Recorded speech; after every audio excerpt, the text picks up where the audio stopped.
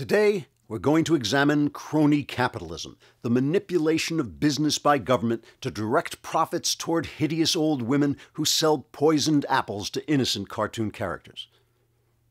No, wait, that's crone capitalism. So what's crony capitalism? Let's find out.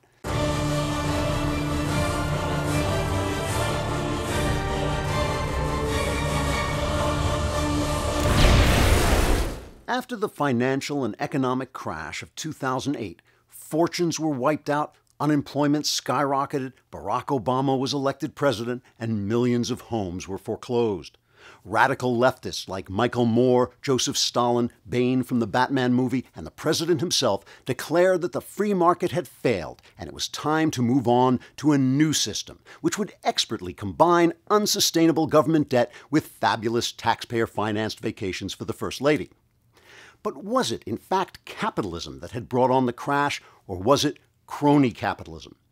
To help answer this complex question, I'd like to solicit the views and insights of some of the top financial experts in the country.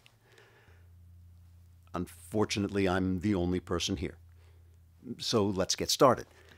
At the core of the 2008 crash was the housing bubble. In the early 1990s, the corrupt Democrat vote-rigging organization known as Acorn and others falsely claimed that racial bias was pervasive among mortgage lenders. In the wake of those false claims, the Clinton administration urged banks to relax their lending standards when dealing with minorities. Many bankers were concerned that loaning their money to people who couldn't afford to pay it back might be a faulty business model for the banking industry. Not to worry, said the government. Any losses from risky loans could be shuffled off on government-sponsored lending agencies, Fannie Mae and Freddie Mac. Of course, this meant that the taxpayer, you, would be on the hook in the event of some unforeseeable problem, like people who were unable to pay back loans being unable to pay back loans.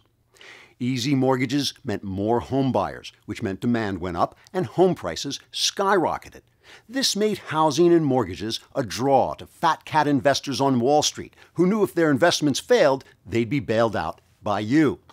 Seeing that the poison of bad loans was spreading throughout the financial system, President George W. Bush repeatedly tried to reform the Fannie and Freddie machines. But the agency's powerful protectors, like Congressman Barney Frank and Senator Chris Dodd, stood in his way. And when the people who couldn't repay their loans unexpectedly didn't repay their loans, the whole system collapsed, leading the government to prop it up with tax dollars your children haven't even earned yet.